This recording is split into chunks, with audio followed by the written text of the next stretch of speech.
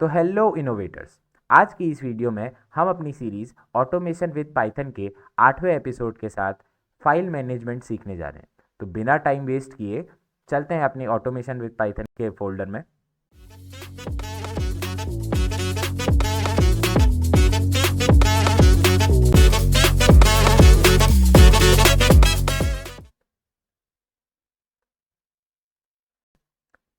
इसे खुलने देते हैं। हम अपने टॉपिक पे चले जाते हैं, फाइल मैनेजमेंट इन पाइथन। मैंने ये सारी इससे पहले की फाइल्स भी इसमें अपलोड करी हैं। आप चाहें तो मेरी वेबसाइट को चेक कर सकते हैं, आपको यहाँ पे सारे पुराने प्रोग्राम्स मिल जाएंगे। लेकिन आज हम अपनी फाइल मैनेजमेंट की फाइल में चलते हैं। File management in Python. File management आखिर होता क्या है?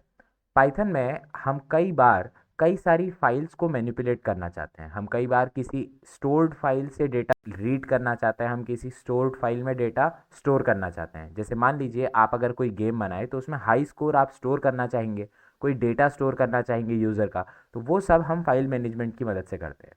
तो देख लेते हैं पहले क्या लिखा है। File management in Python is essential for reading, writing, and manipulating files. This Markdown script outlines the fundamental concepts and operation related to file management along with examples of each. तो मैंने आपको examples भी दिए हैं, देखते हैं आगे क्या है। तो सबसे पहला हमारा टॉपिक है opening and closing of files.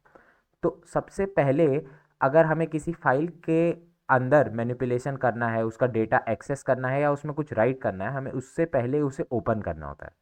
और एंडिंग में जब हमारा काम खत्म हो जाए तब हमें उसे क्लोज करना होता है। तो देखते हैं उसका सिंटैक्स क्या है। तो ओपन करने का सिंटैक्स क्या है?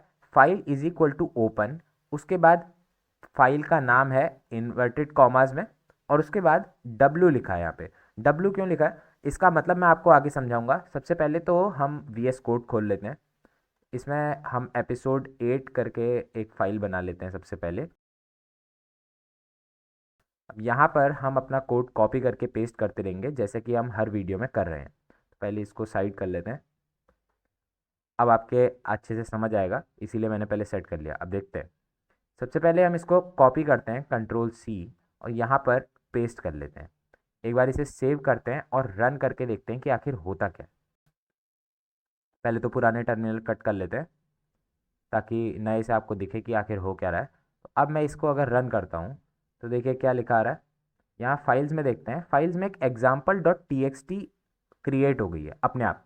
जैसे ही मैंने इसे डब्लू में खोला का क्या मतलब है? हमारे पास यहाँ पर कई सारी चीज़ें लिख सकते हैं हम। डब्लू का मतलब है राइट मोड। हम इस example.txt में कुछ भी राइट कर सकते हैं। ऐसे ही हमारे पास रीड मोड होता है। हम उस मोड में अगर हमने खोला है तो हम सिर्फ चीज़ें रीड कर सकते हैं।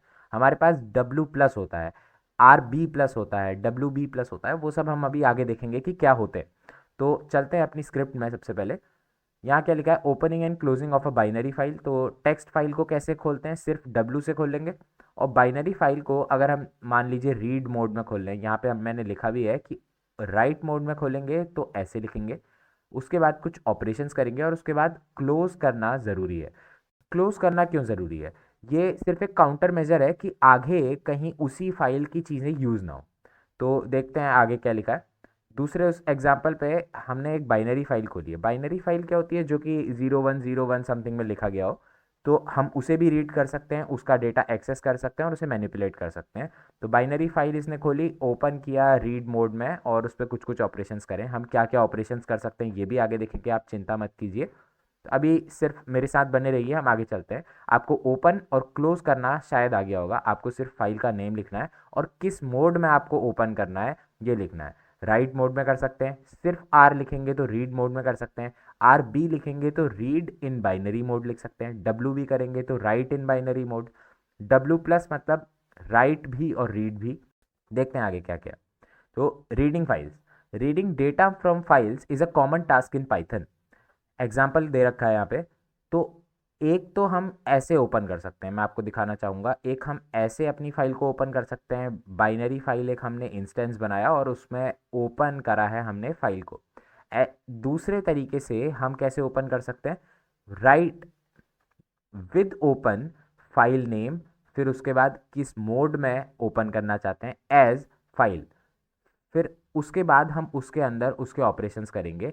और इसकी खासियत ये है कि हमको इसमें क्लोज नहीं करना होता है। जैसे ही हम इस इंडेंटेशन से बाहर निकलेंगे हमारी फाइल अपने आप क्लोज हो जाएगी। ये इंडेंटेशन है, अगर आपको अच्छे से दिखे ना तो इसको वापस देखते हैं, यहाँ पर देखते हैं इसको कॉपी करके। आई एम सॉरी, इसे कॉपी कर लिया जाए तो अच्छा है, कंट्रोल सी, इसे यहाँ पे पेस्ट करते हैं। अब इसको तो कमेंट आउट कर लेते हैं, सेव करते हैं और रन करते हैं। तो अभी यहाँ पर हमारा कुछ आउटपुट नहीं आ रहा है, क्यों? क्योंकि फाइल के अंदर कुछ स्टोर्ड नहीं है जो हम रीड कर पाएँ। मैं पहले आपको फाइल के अंदर कुछ स्टोर करके दिखा देता हूँ। जैसे my name is Abhay, I am a good boy, इसको हम सेव कर लेते हैं।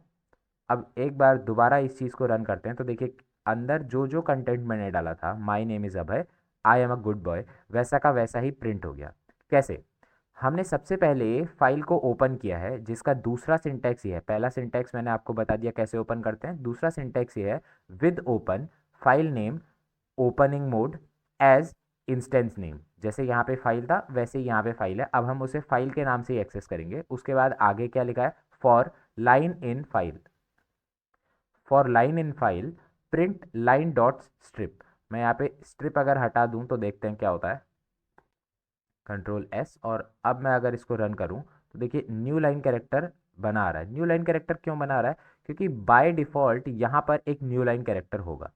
ओके, जब यहाँ पर बीच में स्ट्रिप लगा था तो आपको बीच में कोई लाइन नहीं दिख रही थी, यहाँ पर स्ट्रिप नहीं लगा है तो आपको बीच में लाइन दिख रही है। तो हम नहीं चाहेंगे कि हमें फालतू की लाइंस दिखें, तो हम स्ट्रिप वापस लगा लेते हैं। ओके, इसे सेव कर लेते हैं। अब हम आगे चलते हैं अपनी फाइल में।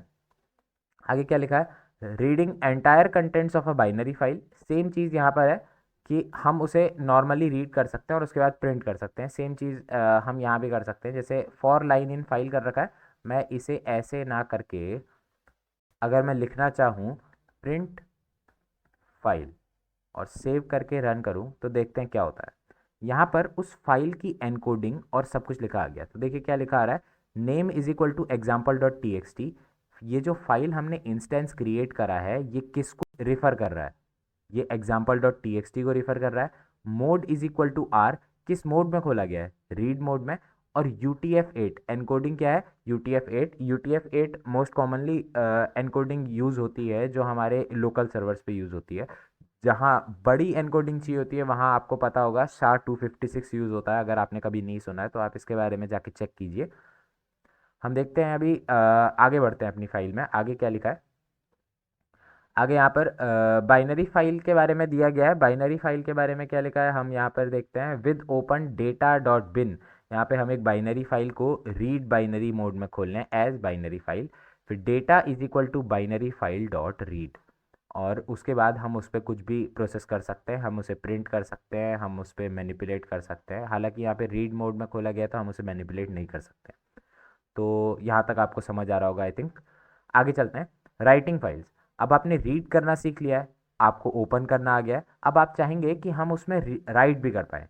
एक हमारे पास राइट मोड होता है और एक हमारे पास अपेंड मोड होता है, दोनों में क्या अंतर होता है ये भी हम देखेंगे।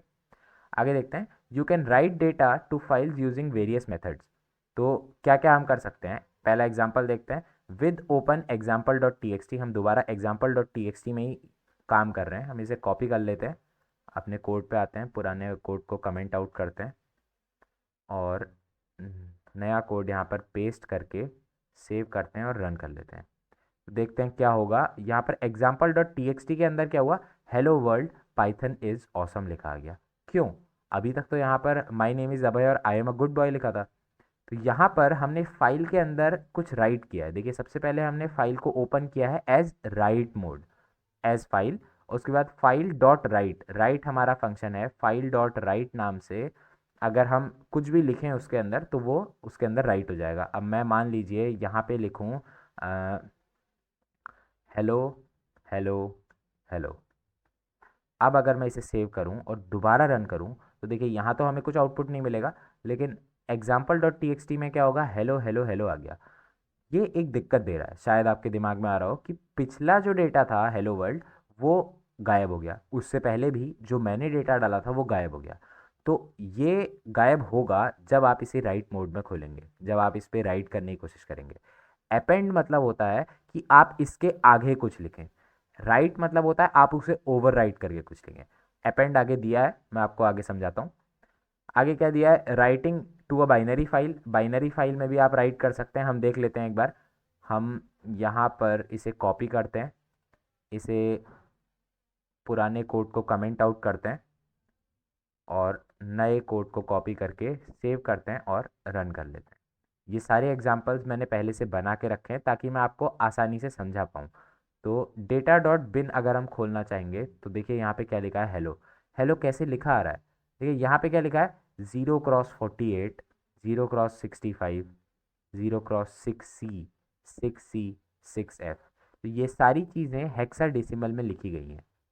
हेक्साडेसिमल मतलब क्या होता है, हमारे पास कई सारी स्कीम्स होती हैं। जैसे आप स्कूल में पढ़ते होंगे डेसिमल। डेसिमल क्या होता है, 0 से लेके 9 तक आगे वही नंबर रिपीट करते हैं और हम उनके कॉम्बिनेशन से नंबर्स बना देते हैं।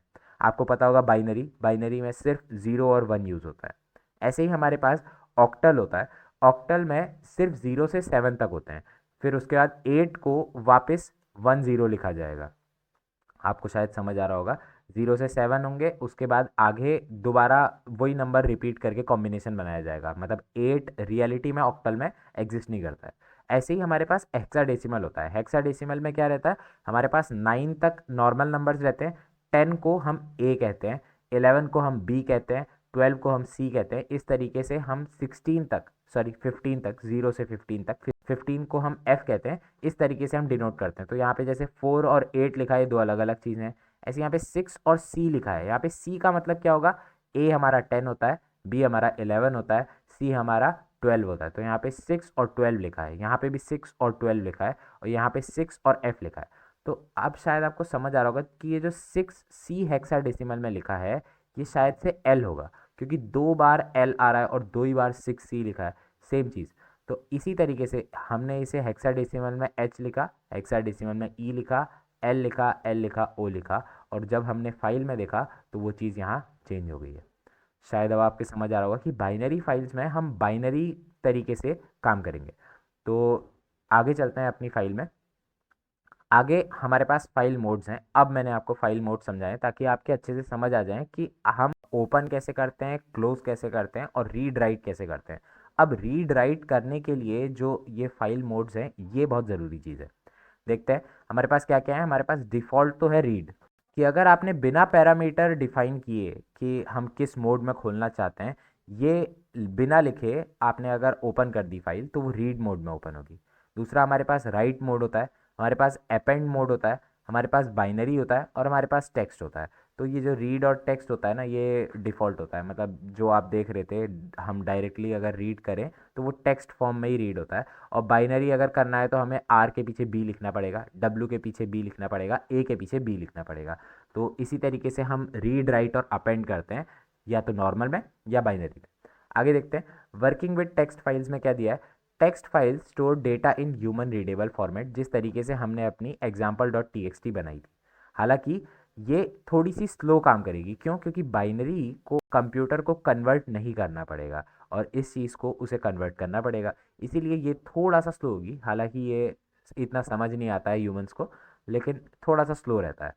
तो इसमें नॉर्मल है, अभी तक हम जो कर रहे थे वही चीज़ करनी है। विद ओपन फाइल नेम, फिर उसे राइट मोड में खोला गया है एज टेक्स्ट फाइल। तो इंस्टेंस का नाम क्या है, टेक्स्ट फाइल। अब हम टेक्स्ट फाइल पे ही चीज़ें करेंगे। तो उसने क्या किया, टेक्स्ट फाइल डॉट राइट, फिर उसके बाद पाइथन इज़ फन, फिर उसके बाद क्या लिखा है, with open text file dot T x T read. उसके बाद उसे रीड कर रहा है as text file, content is equal to text file dot read, और उसके बाद प्रिंट कंटेंट। आपके समझ आ रहा होगा कि वापस ये पाइथन इस फन जो हम डालेंगे वही प्रिंट हो जाएगा।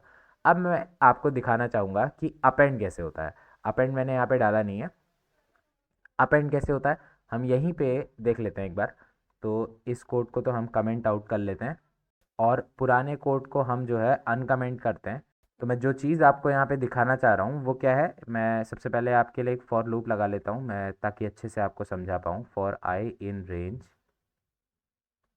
10, और इसे हम बाकी पुराने कोड को इसे इंडेंट में डाल देते हैं। उसके बाद हम यहाँ पे क्या करते हैं, हम यहाँ पे एक एफ स्ट्रिंग बनाएंगे और उसमें हम आई डाल देंगे। ओके, अब हम इसे सेव करते हैं और रन करते हैं, तो देखते हैं example dot T x T में क्या होगा। Example dot T x T में क्या लिखा आ रहा है, देखते हैं।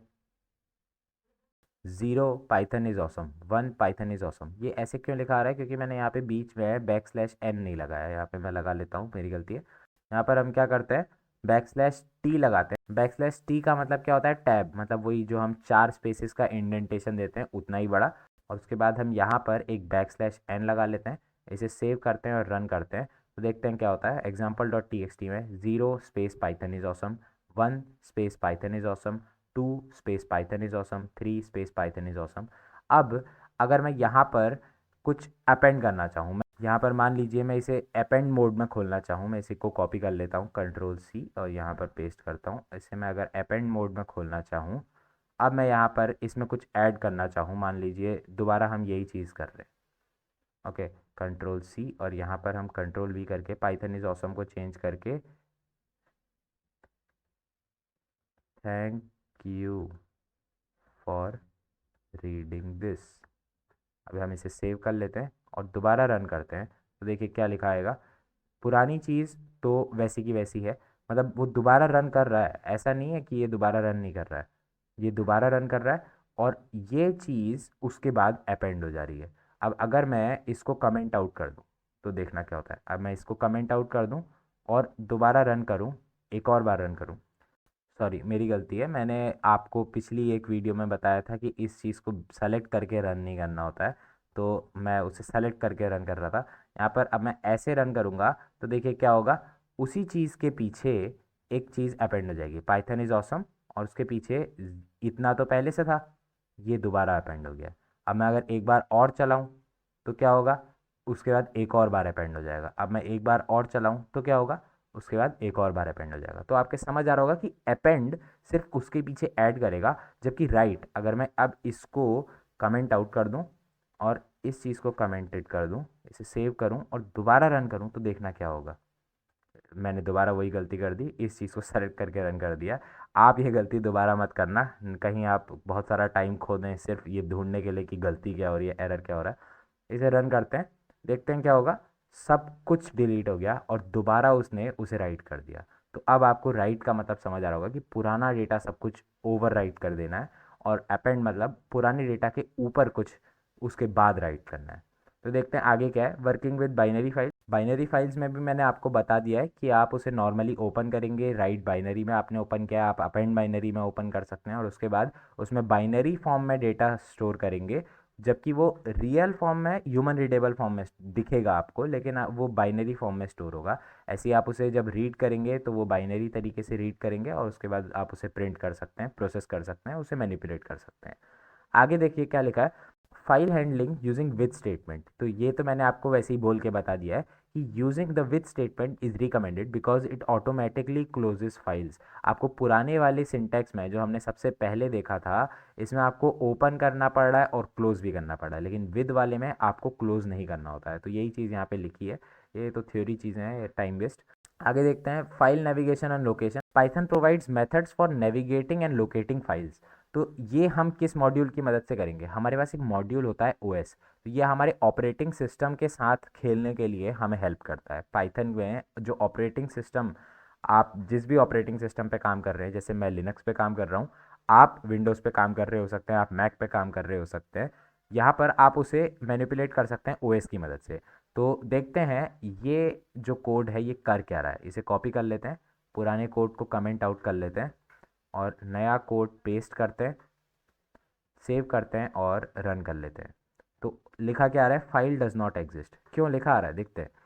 If os dot path exist my file dot T x t, print f file exist, else print file does not exist. तो my file dot T x t नाम की कोई फाइल एग्जिस्ट करती ही नहीं है, इसीलिए फाइल डज नॉट एग्जिस्ट लिखा रहा है। अब मैं अगर यहाँ पर example dot T x T लिख दूँ,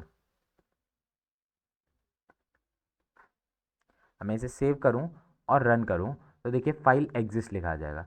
फाइल एग्जिस्ट क्यों लिखा रहा है, os dot path dot exist जो है ये एक फंक्शन है जो चेक करेगा कि जो example dot T x T है वो हमारी करंट फाइल के नियरेस्ट है या नहीं। मतलब अगर ये example dot T x T ना अगर किसी फोल्डर के अंदर होती, मान लीजिए मैं टेस्ट फोल्डर बना दूँ, मैं इसे डिलीट कर दूंगा बाद में। अगर मैं टेस्ट फोल्डर बना दूं और उसके अंदर इस example dot T x T को डाल दूं, अब मैं दोबारा इस प्रोग्राम को रन करूं तो फाइल डज नॉट एग्जिस्ट लिखा आ जाएगा। जबकि वो फाइल रियलिटी में एग्जिस्ट करती है, लेकिन वो इस प्रोग्राम की नियरेस्ट विसिनिटी में एग्जिस्ट नहीं करती है। विसिनिटी मतलब नियरेस्ट उसी फोल्डर में। तो आपके समझ आ रहा होगा। अब मैं अगर इसका जो रियल पाथ है, ये रिलेटिव पाथ जो है, मैं यहाँ पे अगर कॉपी कर लूँ और यहाँ पर पेस्ट कर दूँ मान लो, अब मैं इसे सेव करूं और रन करूं तो फाइल एग्जिस्ट कर जाएगी। क्यों? क्योंकि टेस्ट के अंदर example dot T x T exist करता है। तो आपको शायद समझ आ रहा होगा। ऐसे ही हम ऑपरेटिंग सिस्टम की मदद से पता लगा सकते हैं कि आप अभी कौन से ऑपरेटिंग सिस्टम में। कई सारे प्रोग्राम्स बनाने में आपको बहुत ज़्यादा ज़रूरत पड़ेगी ऑपरेटिंग सिस्टम जानने की। कि हो सकता है आप उसे लिनक्स कंपैटिबल बना दें लेकिन वो विंडोज़ में ना चले। ऐसा मेरे साथ कई बार होता है। कई बार आप विंडोज़ कंपैटिबल बना दें लेकिन वो लिनक्स में ना चले। क्यों? क्योंकि उन दोनों के फाइल सिस्टम्स बहुत ज़्यादा डिफरेंट हैं। देखते हैं आगे फाइल में क्या लिखा है। Listing files in a directory, तो इसको भी हम कॉपी कर लेते हैं और इसे कॉपी करके पुराने कोड को कमेंट आउट करते हैं। शायद से आपको समझ आ रहा होगा, क्योंकि ये इतना कुछ भारी चीज़ नहीं है, आपको आराम से समझ आ सकता है। इसीलिए मैं थोड़ा फास्ट चल रहा हूँ, हर वीडियो में आपको दिख रहा होगा। अब हम इसे रन कर लेते हैं। तो देखिए यहाँ पे क्या हो रहा है, ये सारी फाइल्स को लिस्ट कर दे रहा है जो कि करंट डायरेक्टरी में स्टोर्ड है। तो ये कैसे कर रहा है देखते हैं।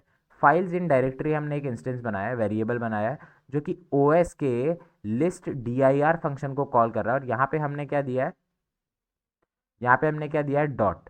डॉट का मतलब होता है करंट वर्किंग डायरेक्टरी। ये मैं आपको, अगर आपको कमांड लाइन सीखनी हो, आपको लिनक्स के बारे में सीखना हो, तो मैं आपके लिए जल्द ही कई सारे ट्यूटोरियल्स लाने वाला हूँ। तो बने रहिए मेरे साथ। अभी हम इस चीज़ को देखते हैं। तो डॉट का मतलब होता है करंट वर्किंग डायरेक्टरी, मतलब अभी हम किस डायरेक्टरी में हैं। फिर उसके बाद हमने क्या किया, हमारे पास फाइल्स इन डायरेक्टरी आ गया। अब ये एक हमारे पास लिस्ट आ जाएगी। हम for file name in files in directory, हम उसे फाइल नेम को एक एक करके प्रिंट कर देंगे। तो ये लाइन से data dot bin episode 1 episode 2 ये सारे प्रिंट हो जाएंगे अपने तरीके से। हम इसे दोबारा रन करेंगे तो दोबारा हमको सेम चीज़ मिलेगी। क्यों? क्योंकि वो आसानी से रिट्रीव हो जा रहा है। तो ये चीज़ ओएस मॉड्यूल की मदद से हमारा फैसिलिटेट हो रहा है। आगे देखते हैं आगे क्या लिखा है। File information, you can obtain information about files such as size and modification time. ये भी हम ऑपरेटिंग सिस्टम जो ओएस मॉड्यूल है हमारे पास, उसकी मदद से चेक कर सकते हैं। इस सब के बारे में आपको इंटरनेट पे सब कुछ मिल जाएगा। आपको अगर चाहिए तो आप गूगल पर सर्च कीजिए, आपको ये सब आसानी से मिल जाएगा। अगर आपको नहीं मिलता है, आप कमेंट में लिख दीजिएगा, आप रिक्वेस्ट कर दीजिएगा, मैं आपके लिए एक स्पेसिफिक वीडियो उन उन चीज़ों के लिए ले आऊँगा जो जो आप मुझसे मांगें। अभी हम ऊपर ऊपर से ये चीज़ें देख रहे हैं। क्यों? क्योंकि ये चीज़ें हमें सिर्फ एक बेसिक लेवल तक चाहिए, ताकि हम वो सारे काम कर पाएँ जो हमें इस ट्यूटोरियल में करने हैं। हमारा मेन मोटिव है ऑटोमेशन सीखना। हमें ये बेसिक्स से उतना काम नहीं है। अब कहीं आप लग जाएं 3 दिन तक ओएस मॉड्यूल के बारे में ही अच्छे से पढ़ने, एक एक फंक्शन चेक करने, हज़ारों फंक्शंस होते हैं, तो उसमें बहुत टाइम लग जाएगा। वहाँ हम टाइम वेस्ट नहीं करना चाह रहे हैं। आगे देखते हैं। इस कोड को कॉपी करते हैं, इस कोड को कॉपी करते हैं, पुराने कोड को कमेंट आउट करते हैं और नए कोड को पेस्ट करते हैं, सेव करते हैं और रन करते हैं। तो देखिए क्या लिखा आ रहा है यहाँ पर। माई file dot T x T मैंने बनाई नहीं है यहाँ पे। सबसे पहले तो मैं इस example dot T x T को बाहर ले आता हूँ, नहीं तो बाद में भूल जाऊँगा। अब ये टेस्ट जो है मैं इसे डिलीट भी कर देता हूँ हाथों हाथ। ये डिलीट हो गया। अब हम यहाँ पर इसे रीनेम कर लेते हैं example dot T x T. अब हम इसे सेव करते हैं और रन कर लेते हैं। तो देखिए क्या लिखा रहा है, फाइल साइज 210 बाइट्स और मॉडिफिकेशन टाइम। तो ये जो मॉडिफिकेशन टाइम आपको यहाँ पे दिखाई दे रहा है कि यूनिक्स टाइम स्टैम्प की मदद से रिट्रीव होता है। तो अब मैं इसे जितनी बार रन करूँ आप देखेंगे कि सेम चीज़ प्रिंट हो रही है। क्यों? क्योंकि एक टाइम स्टैम्प था जब वो फाइल मॉडिफाई की गई। अब मैं अगर उसे दोबारा मॉडिफाई कर दूं, मान लीजिए यहाँ पे कुछ मॉडिफाई कर दूं, इसे सेव करूं और दोबारा इस चीज़ को रन करूं, तो देखिए टाइम स्टैम्प चेंज हो जाएगा। टाइम स्टैम्प क्यों चेंज हुआ? क्योंकि मैंने इसे अभी अभी मॉडिफाई किया है। तो बहुत टाइम पहले एक यूनिक्स टाइम स्टैम्प स्टार्ट किया गया था, उसी के ये सेकंड्स गिनते जाता है और उसके हिसाब से ये मॉडिफिकेशन टाइम आपको दे देता है। आप इसमें से कई सारे फंक्शंस आप गूगल में चेक कर सकते हैं, वो लगा के आप real time current time retrieve कर सकते हैं। हमने इस कोड में आखिर हो क्या रहा है, तो यहाँ पर देखते हैं। सबसे पहले OS मॉड्यूल इंपोर्ट हो रहा है जैसा कि हर बार होता है। उसके बाद फाइल इन्फो एक वेरिएबल बनाया गया है जो कि os डॉट स्टैट, स्टैट क्या है, एक फंक्शन है जो कि इस फाइल के स्टैटिस्टिक्स सारे के सारे हमें रिट्रीव करके इस वेरिएबल में स्टोर कर देगा। अब इस वेरिएबल के हम st डॉट साइज अगर हम फंक्शन लगाएं, जो ऑपरेटिंग सिस्टम जो हमारा मॉड्यूल है उसी की मदद से रिट्रीव होता है, तो st डॉट साइज अगर हम लगाएं तो हमें साइज मिल जाएगा फाइल का। ऐसी st डॉट m टाइम मतलब मॉडिफिकेशन टाइम लगाएं तो हमें मिल जाएगा। ऐसे ही कई सारी चीज़ें आप यहाँ पर एक्सप्लोर कर सकते हैं। ऑपरेटिंग सिस्टम मॉड्यूल जो है बहुत बड़ा मॉड्यूल है और बहुत ज़्यादा इंपॉर्टेंट मॉड्यूल है, लेकिन इसका हर एक फंक्शन इंपॉर्टेंट नहीं है। तो आप यहाँ पर इसे एक्सप्लोर जितना करना चाहें कर सकते हैं, लेकिन मैं आपको सिर्फ इतना ही सिखाना चाहता था। यहाँ पर आपने इस मॉड्यूल को इनफ एक्सप्लोर कर लिया है जितना हमें इस ट्यूटोरियल के लिए चाहिए। तो इसी के साथ हम अपनी इस वीडियो को एंड करते हैं। Thank you. अगर ये वीडियो पसंद आई हो तो वीडियो को लाइक दे दीजिएगा और हमारे चैनल को सब्सक्राइब कर लीजिएगा ताकि आगे के अपडेट्स आपको मिलते रहें। वीडियो के डिस्क्रिप्शन में आपको मेरे टेलीग्राम चैनल और डिस्कॉर्ड सर्वर का लिंक मिल जाएगा, आप उन्हें भी ज्वाइन कर सकते हैं। वहाँ पर आपको कई सारे अपडेट्स मिलते रहेंगे जो कि हो सकता है आपको कभी यूट्यूब पे मिस हो जाए। तो अगली वीडियो पर हम रेगुलर एक्सप्रेशंस पढ़ेंगे। अगर आप मुझे कांटेक्ट करना चाहते हैं तो यूट्यूब चैनल है, डिस्कॉर्ड सर्वर है, टेलीग्राम चैनल है और मेरा गिटहब अकाउंट है, आप वहाँ पर मुझे कांटेक्ट कर सकते हैं। Thank you. मैं हूँ डॉक्टर इनोवेटर और अगली बार मिलते हैं, तब तक के लिए कीप ऑन इनोवेटिंग। एक तो लाइक और शेयर ठोक दीजिए महाकाल का, दबा के लाइक और शेयर ठोक दीजिए।